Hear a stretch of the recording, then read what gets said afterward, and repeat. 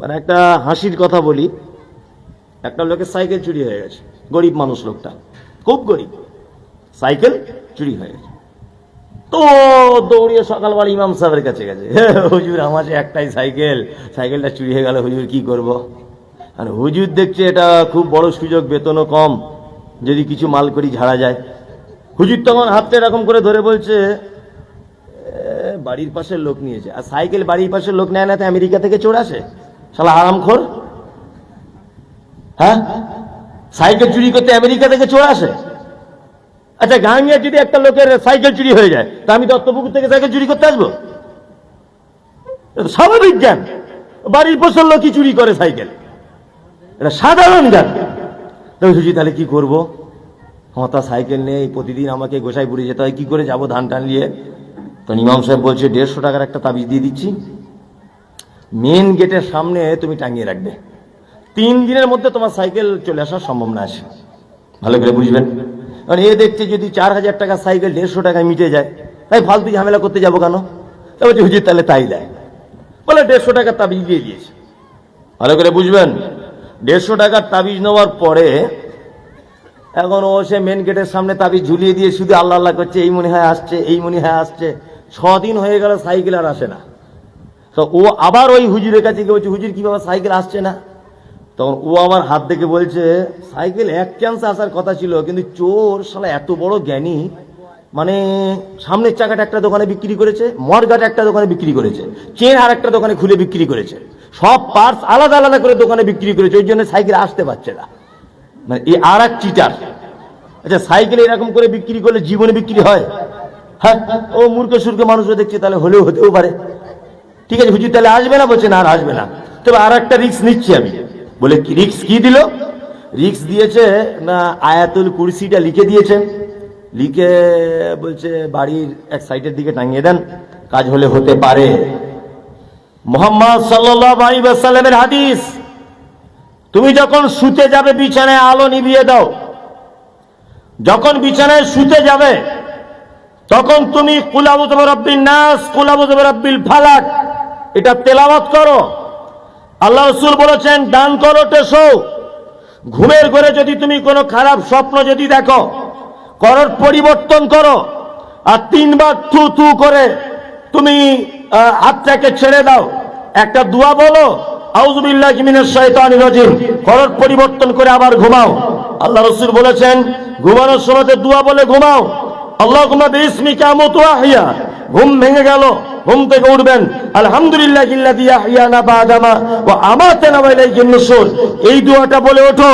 তবে শোনো, আল্লাহ রাসূল বলছেন যে তুমি ঘুম থেকে ওঠার পরে তুমি ভাত খেতে পাবে না, থালাতে হাত দিতে পাবে না, পানির পাত্রে হাত দিতে পাবে না, কোনো জিনিস হাত দেওয়ার আগে হাতটা কবজি পর্যন্ত ভালো করে ধুয়ে নাও। কারণ আল্লাহ রাসূল বলছেন তোমার হাত রাতের বেলা কোথায় যে চলেছে এটা তো তুমি জানো না। জানো? জানো না। হয়তো এমন কোথাও চুলকে দিয়েছেন আপনি, এরকম হতেও পারে নোংরা জায়গায়, তাহলে হাত আপনাকে এই পর্যন্ত ধুয়ে নিতে হবে, তারপরে কোনো জিনিসে হাত দেবেন। এইবারে আপনার মাঠে 3 বিঘা জমি ধান পেকে আছে, ঝাড়া ধান বস্তার ভিতরে রাখা আছে, আপনার বাইরে গোয়াল ঘর 2টো গরু কুরবানিতে বিক্রি করবেন রাখা আছে, চুরি হয়ে যাওয়ার সম্ভাবনা আছে, বাড়িতে সাইকেল আছে একটা রাখার জায়গা নেই, বাইরের দিকে রাখেন।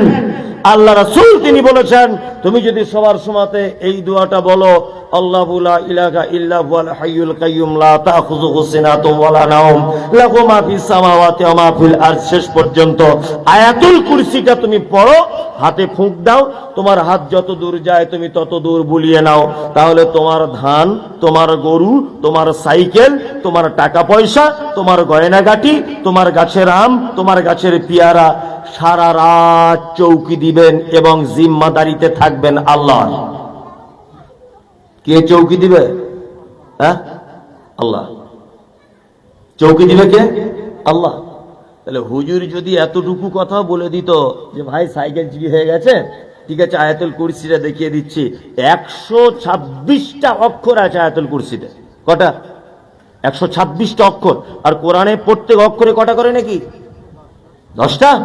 126টা বাদ দিয়ে দেন, 226টা ভুল বললাম, তাহলে 200টা আপনি রাউন্ড ফিগারে ধরুন।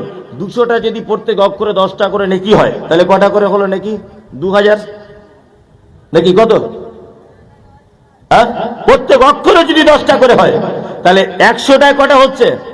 হিসাব করে বাড়িতে গিয়ে দেখে নেবেন কত নেকি থেকে আপনার হাফেজ সাহেব, আপনার হুজুর আপনাকে বঞ্চিত করে দিয়েছে। এক, উনি যদি এ কথাটাও বলে দিতেন আয়াতুল কুরসি কোরআনের এই জায়গাটা আছে, তুমি একটু মুখস্থ করে পড়ে গোটা শরীরে ফুঁক দিয়ে তুমি শুয়ে পড়ো, মানে সারা দুনিয়াটা মানুষ তৌহিদের বিপক্ষে। মানুষ কি তৌহিদের বেলাতে কাউকে খুঁজে দেখতে পাওয়া যায় না। আল্লাহর যে ক্ষমতা আছে এই ক্ষমতা অন্য কারো নেই। আছে? আছে। রুজির মালিক আল্লাহ, হায়াত মাওতের মালিক আল্লাহ, খাইরিহি ওয়া শাররিহি মিনাল্লাহি তাআলা, ভালো মন্দ যা কিছু হয় সমস্ত কিছুর মালিক কে? আল্লাহ।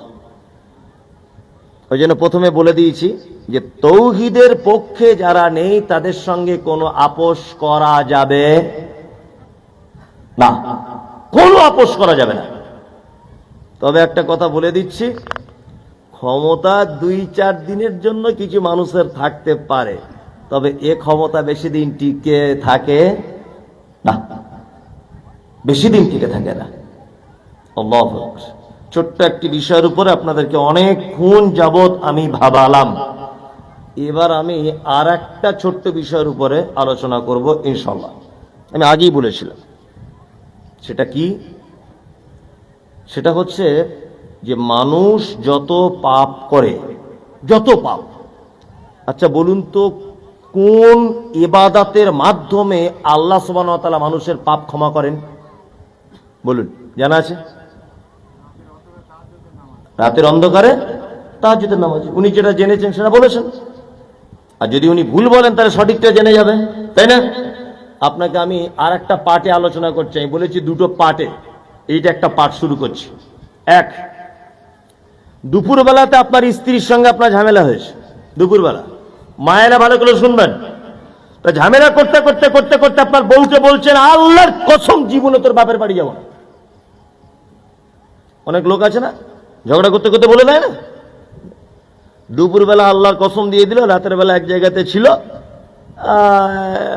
আবার একটু স্বাভাবিক হয়ে গেছে, সকালবেলা উঠে বলছে সাবিনা এক কাজ কর, মোটরসাইকেলটা বার করি, চল তোর মায়ের বাড়ি থেকে ঘুরে আসি। তার আগের দিন দুপুরবেলা কি বলেছিল?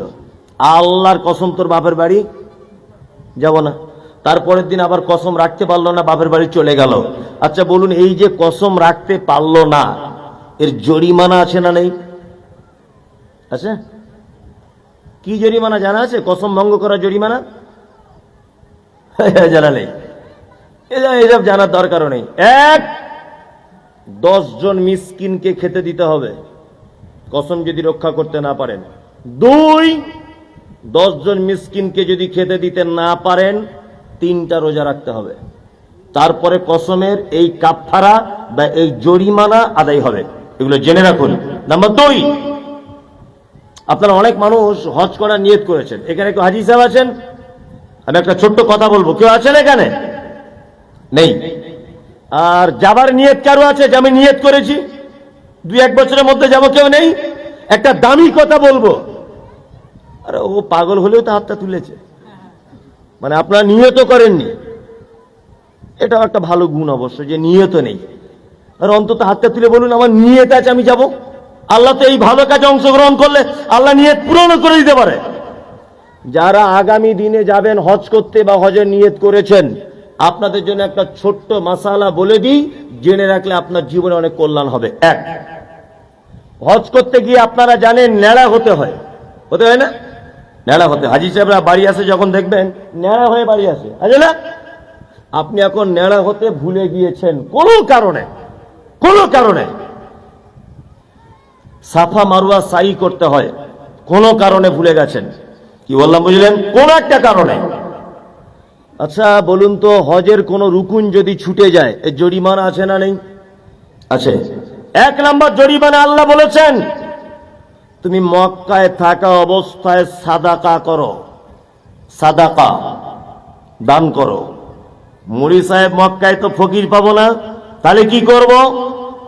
আল্লাহ রাসূল সাল্লাল্লাহু আলাইহি ওয়াসাল্লাম বলেছেন এবং আল্লাহ এ প্রসঙ্গে কোরআনে বলেছেন তুমি মক্কায় থাকা অবস্থাতে রোজা রাখো 3টা, আর বাড়িতে ফেরত আসার পরে রোজা রাখো 7টা।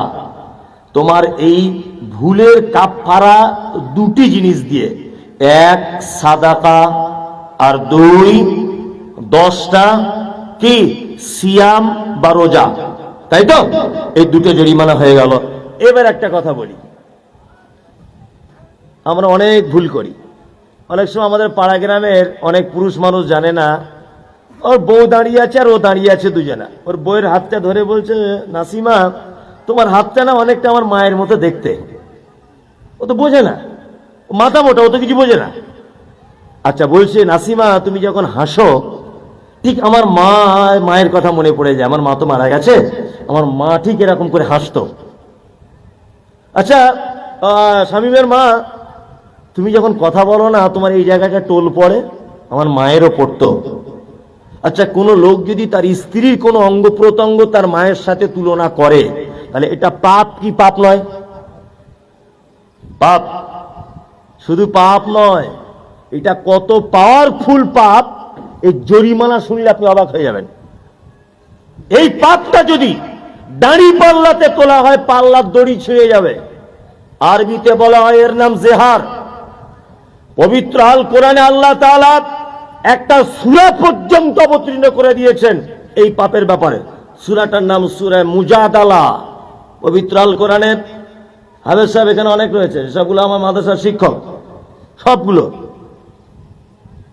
সব শিক্ষকদেরকে নিয়ে এসেছি আমাদের মাদ্রাসায়। এখানে অনেক হাফেজ সাহেবরা আছে। হাফেজ সাহেবরা জানে যে পবিত্র আল কোরআনের একটা মাত্র সূরা আছে, এটা জেনে যান, যে সূরাটার প্রত্যেক আয়াতে আল্লাহর কোন না কোন একটা নাম আছে। এই সূরাটা হচ্ছে সূরা মুজাদালা। কি বললাম বুঝলেন? আল্লাহর যে কোন একটা নাম প্রত্যেক আয়াতে আছেই আছে।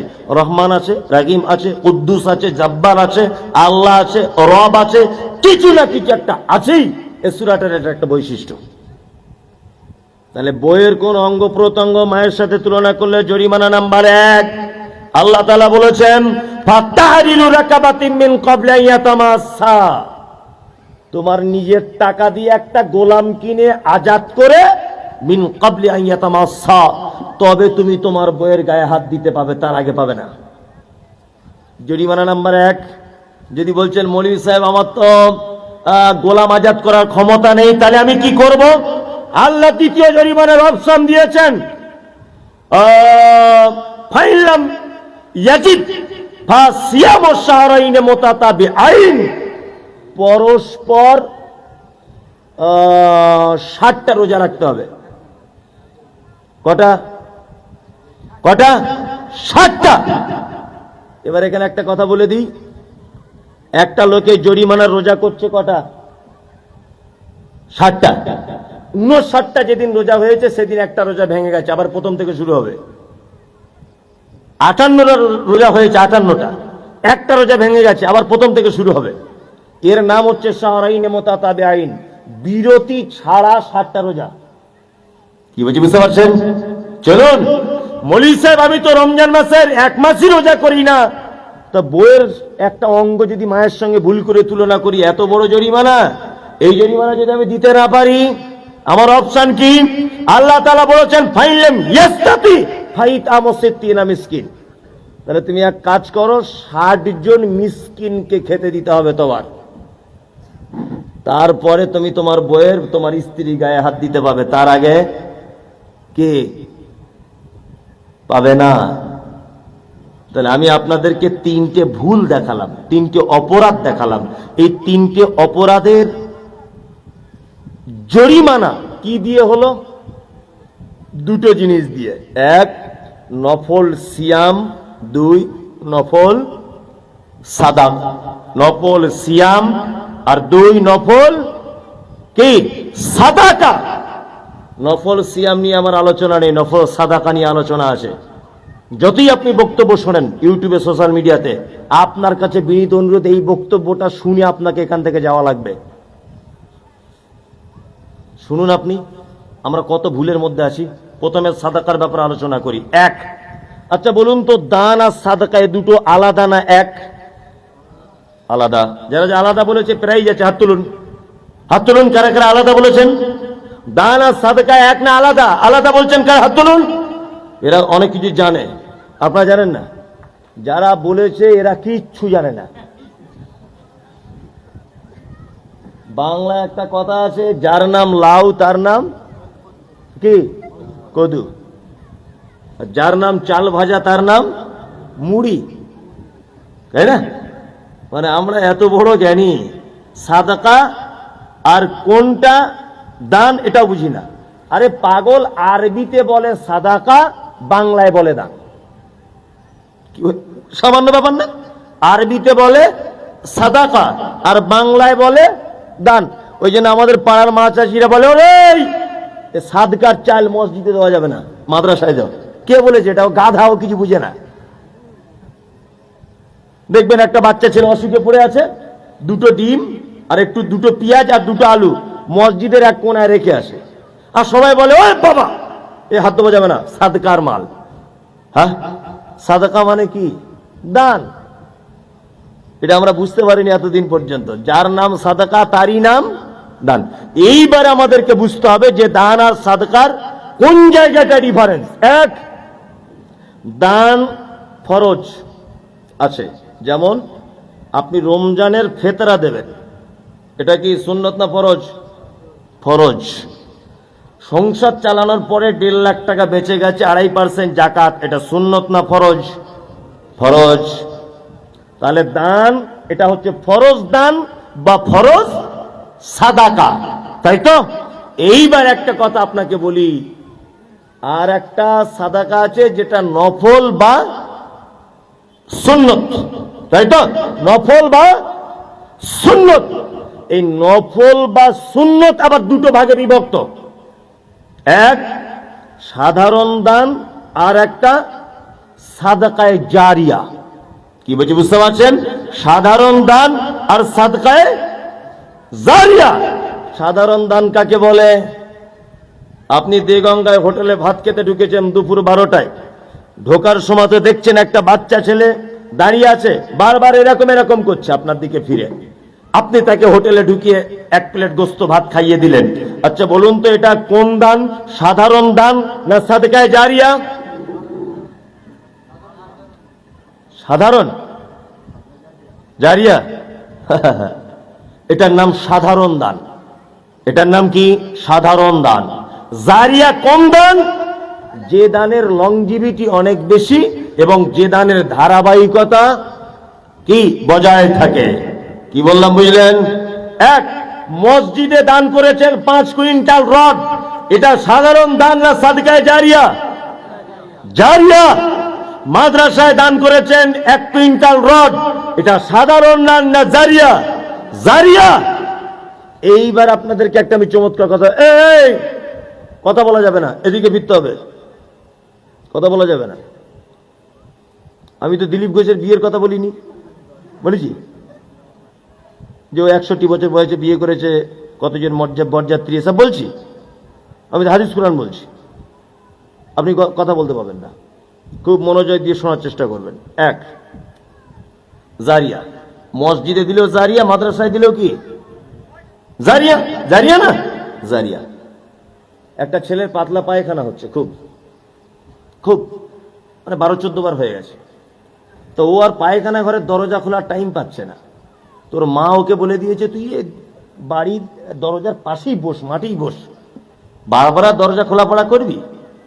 তা ও মোটামুটি বসেছে লুঙ্গিটা খুলে, বাচ্চা ছেলে তো, মানে ও যখন পাছা বার করে বসেছে, তলায় একটা সাপ ছিল, বিষাক্ত সাপ। ও অত বুঝতে পারেনি, মাঠে বসেছে, বিষাক্ত সাপ এখন ওর পাছায় কামড়ে দিয়েছে। আমি ডাক্তার, মমতাজুল ইসলাম, আমি ডাক্তার।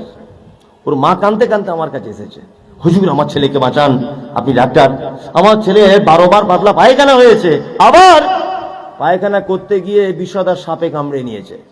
আচ্ছা বলুন তো, আমি যদি অরিজিনাল ডাক্তার হই তাহলে কোন চিকিৎসার ঔষধটা আগে দেবো? পাতলা পায়খানার ওষুধ আগে দেবো না সাপে কামড়ানোরটা? সাপে কামড়ানোরটা। আরে পাতলা পায়খানা আরো 4 বার হলে বেঁচে থাকবে, কিন্তু সাপে কামড়ে দেরি করলে বিষ মাথা উঠে মারা যাবে, মারা যাবে। তার মানে আমাদেরকে বুঝতে হবে যে কোন চিকিৎসাটা আগে করা দরকার, তাই না? কোন জায়গার উপকার কতটা বেশি এটা আমাদের জানা লাগবে কি লাগবে না? লাগবে। মসজিদে দান করলেও সাদকায়ে জারিয়া, মাদ্রাসায় দান করলেও সাদকায়ে জারিয়া। কোনটার উপকার বেশি আর কোনটার উপকার কম এটা আমাদের জানা লাগবে কি লাগবে না? লাগবে, লাগবে। চলুন এবার আপনাকে বলে দিই, মসজিদে আপনি 2 কুইন্টাল রড দান করেছিলেন, ভালো করে বুঝবেন। আমাদের ফলদিতে একটা বড় মসজিদ ছিল, পুরাতন মসজিদ। ওই মসজিদটা আবার ভেঙে, আবার এই 7-8 বছর হবে নাকি, হয়েছে 10-12 বছর হবে, ভেঙে আবার নতুন করে করা হয়েছে। ফলদির লোক এখানে অনেক আছে জানে। তাহলে আগের যে পুরাতন মসজিদটা ঢালাইয়ের সময় রড দান করেছিল, রড দান করেছিল কে? না, মাওলানা আবুল হোসেনের বাপ, ধরে নেন। এখন সাদকায়ে জারিয়া, মসজিদটা 100 বছর পরে ভাঙা হয়েছে, তাই এই পুরাতন রড দিয়ে আবার নতুন মসজিদের ঢালাই হবে না এই রড ভাঙড়ির দোকানে বিক্রি হয়ে যাবে? কোনটা? ভাঙড়ির দোকানে বিক্রি হয়ে যাবে। তাহলে মসজিদে রড দান করলে নেকির লংজিভিটি 100 বছর ধরে নেন, বা 150 বছর, তাই তো? 150 বছর পরে আপনাদের গাঙ্গিয়া মসজিদটা ভাঙা হবে কি হবে না? ভেঙে আবার নতুন করে হবে। তাহলে এই মসজিদে যে রড দান করেছে তার নেকি 150 বছর পর শেষ, আর থাকবে না। এইবার একটা কথা বলি, গাঙ্গিয়া মাদ্রাসা করার সময় আপনি 10 বস্তা সিমেন্ট দিয়েছিলেন, 10 বস্তা, 10 বস্তা সিমেন্ট দিয়ে ছাদ ঢালাই হয়েছিল। এই ছাদের তলাতে 4 জন ছেলে কোরআনের হাফেজ হয়েছে। এই 4 জন আরো 4 জন কোন মাদ্রাসায় শিক্ষকতা করে 4 জনকে হাফেজ করবে, তারা 4 জন আরো 4 জনকে করবে। এইভাবে কোরআনের শিক্ষা কিয়ামত পর্যন্ত চলবে কি চলবে না? চলবে কি চলবে না? চলবে। তার মানে যে ছেলেটা আপনার এই 4 বস্তা সিমেন্টের তলায় হাফেজ হয়েছে, কিয়ামতের আগের দিন পর্যন্ত আপনার অ্যাকাউন্টে নেকি জমা হতেই থাকবে, হতেই থাকবে, হতেই থাকবে। এইটার নাম হচ্ছে সাদকায়ে জারিয়া। উপকার বেশি কোন জায়গায়? কোন জায়গায়? মাদ্রাসায়। মসজিদে দান করেছেন 4টে এসি, মসজিদে লাগিয়েছেন মার্বেল পাথর, মসজিদে লাগিয়েছেন মারাত্মক শ্বেত পাথর, মসজিদে দান করেছেন 10 কুইন্টাল সিমেন্ট, মসজিদে দান করেছেন 10 বস্তা সিমেন্ট। মসজিদে সিমেন্ট, এসি, পাথরের নেকি 100 বছর পর্যন্ত থাকতে পারে। কিন্তু মাদ্রাসায় যদি আপনি 10 টাকা দান করেন আর আপনার ওই টাকা খেয়ে যদি একটা ছেলে হাফেজ হয়েই যদি যায়, কিয়ামত পর্যন্ত আপনার অ্যাকাউন্টে নেকি থাকতেই থাকবে, যেতেই থাকবে, যেতেই থাকবে। কি বলছি বুঝতে পারছেন? তাহলে বলুন তো, মাদ্রাসায় দান করা জরুরি বেশি না মসজিদে? কোথায়? মাদ্রাসায়। কিন্তু আমরা ওসব কোনো ব্যাপার নেই। আমি অবাক হই যে মাদ্রাসার বড় বড় সব আদায়, মানে শিক্ষকরা আপনাদের দরজায় যাচ্ছে চাঁদা আদায় করতে। আসে না? গাঙ্গিয়াতে আসে? আসে। আপনি কোনোদিন স্বতঃস্ফূর্তভাবে নিজে ইচ্ছায়, এই গাঙ্গিয়া গ্রামের কোনো চাষি মানুষ আছেন যে আমার জমিতে ভালো পটল হয়েছিল, আমি প্রথম পটলটা তুলে 10 কেজি মাদ্রাসায় দিয়ে গেছি, এরকম লোক কেউ আছেন এখানে? একজন হাত তুলুন তো। কেউ আছেন গাঙ্গিয়ার গ্রামের? আছেন তো গাঙ্গিয়া গ্রামের? আপনি? হ্যাঁ, শেষ।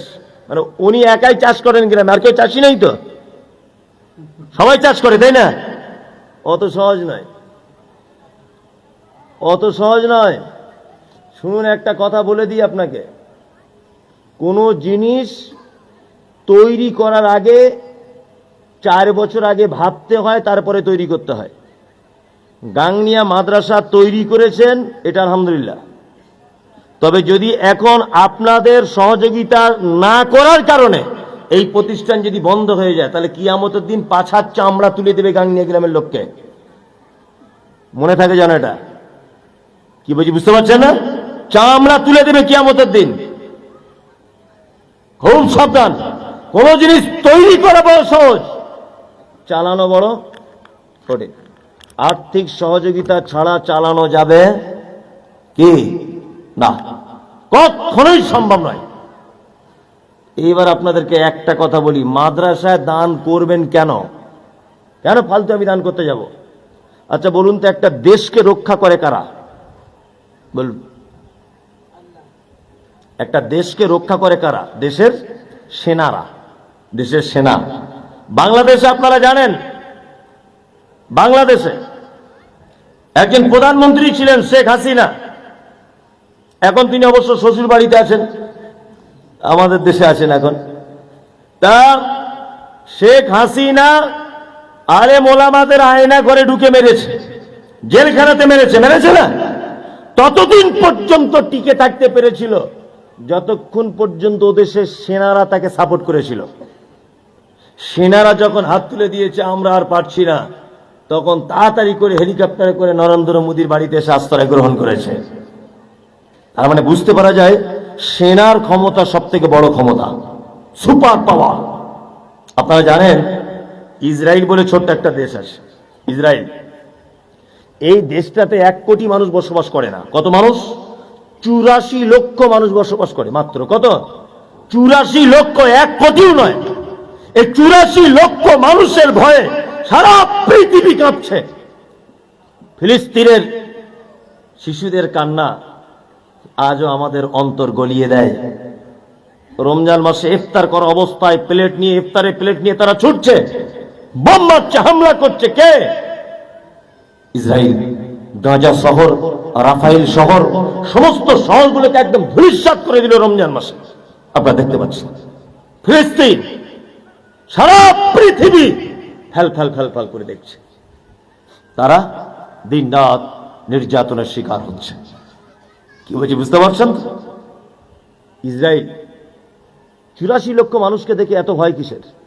তার মানে সারা পৃথিবী সেনার দিক দিয়ে তারা নাম্বার 1। সেনার ক্ষমতা এত বেশি। ভারত সরকার যত টাকা ইনকাম করে, সরকারি খাদের 3 ভাগের 2 ভাগ টাকা শুধু সেনাদের পিছনে খরচা করেন। 1 ভাগ টাকা সারা ভারতের নাগরিকদের পিছনে খরচা করেন।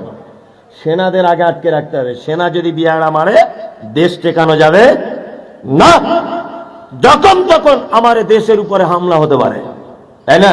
তার মানে ওই জন্য দেখবেন যারা মিলিটারি চাকরি করে, আর্মিতে যারা কাজ করে, আর্মির কোন ছেলে চাকরি পেলে তার বাবার হসপিটালে চিকিৎসা ফ্রি,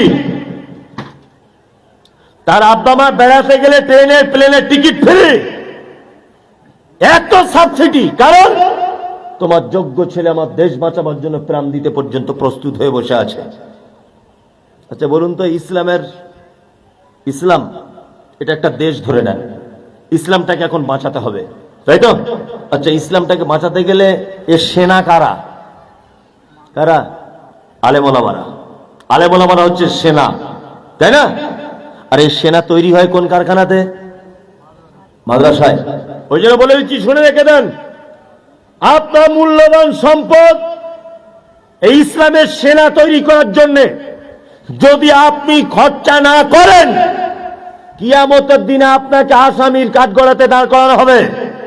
আপনারা ভালো করে জানেন বর্তমান সারা দেশের যে অবস্থা, নরেন্দ্র মোদী সরকার মসজিদ নিয়ে এত মাথা খারাপ তার নেই, কিন্তু ওয়াকফ বিল আইন পাস করার পরই অজস্র মাদ্রাসার দিকে তালা মারা শুরু করেছেন। উত্তরপ্রদেশের 136টা মাদ্রাসা তালা মারা হয়ে গেছে। কারণ নরেন্দ্র মোদী পর্যন্ত জানে, অমিত শাহ পর্যন্ত জেনে গেছে যে ইসলামের সেনা যেখান থেকে তৈরি করা হয়, এই সেনার ঘাঁটিগুলো যদি ভেঙে দেওয়া হয় তাহলে আর ইসলাম টিকে থাকবে না। এদের হত্যা করা, ইসলামটাকে ধ্বংস করার সব থেকে সহজ উপায় যে এই সেনাগুলোকে মারতে হবে। ওই জন্য আপনারা দেখতে পাবেন বাসে ট্রেনে আপনার দাড়ি নাই, গাঁটের নিচে কাপড়, আপনার উপরে কোনো অত্যাচার নেই। অত্যাচার আছে? নাই। একটা দাড়িওয়ালা টুপিওয়ালা আবুল হোসেন যাচ্ছে ট্রেনে, তাকে টোন টিটকারি মেরে এদিক ওদিক করে তাকে দাড়ি ধরে টানছে, মারছে। অজস্র মুসলমানরা ট্রেনের ভিতরে অত্যাচারিত হচ্ছে কি হচ্ছে না? মুর্শিদাবাদের ফেরিওয়ালা কলকাতায় ফেরি করতেছে, তারা আজ বিপদের সম্মুখে। মুর্শিদাবাদের দাড়িওয়ালা ফেরিওয়ালা আজকে উড়িষ্যাতে ফেরি করতে গিয়ে বড় বিপদের সম্মুখীন। তার মানে অন্যান্য সম্প্রদায়ের মানুষেরা জানে দাড়িওয়ালা টুপিওয়ালা মানে এরা হচ্ছে ইসলামের সেনা, এদেরকে আগে শেষ করতে হবে। কি বুঝতে পারছেন না? ওই জন্য সেনা তৈরি হবার কারখানাতে টাকা দেওয়া লাগবে কি লাগবে না? লাগবে। কিছু টাকায় সেনা তৈরি করার কারখানায় দেওয়া যাবে? এতক্ষণ ঠিক ছিল, আপনি সব কি আজে বাজে কথা বলছেন। আর বসা যায়? হ্যাঁ, আর তো বসা যাবে না এসব কথা বললে। পৃথিবীর এক আশ্চর্য দামি লোকের একটা ঘটনা আপনাদেরকে আমি শোনাই। আল্লাহু আকবার। তার আগে একটা পবিত্র আল কোরআনের আয়াত বলি। আল্লাহ তাআলা বলছেন, ইউমিনুনা বিল্লাহি ওয়াল ইয়াউমিল আখির। এই না, আল্লাযীনা ইউনফিকুনা ফিস সাররাই ওয়াজ যাররাই ওয়াল কাযিমিনাল গায়যা ওয়াল আফিনা আনিন নাস আল্লাহু ইউহিব্বুল মুহসিনিন। আল্লাহ তাআলা বলছেন, পৃথিবীতে আমি চারটে লোককে বেশি পছন্দ করি। কয়টা লোক? হ্যাঁ, চারটা। এক, আল্লাযীনা ইউনফিকুনা ফিস সাররাই ওয়াজ যাররাই, যারা সচ্ছলতায় অসচ্ছলতায় আল্লাহর রাস্তায় সাদকা করে। দুই, ওয়াল কাযিমিনাল গায়যা, যারা রাগকে কন্ট্রোল করে। ওয়াল আফিনা আনিন নাস, যারা অপরাধীদেরকে ক্ষমা করে। আল্লাহু ইউহিব্বুল মুহসিনিন। আল্লাহ তাআলা বলছেন, আমি চারজন লোককে সব থেকে বেশি পছন্দ করি। সব থেকে বেশি পছন্দ করে কাকে? চারজন লোককে, তাই না?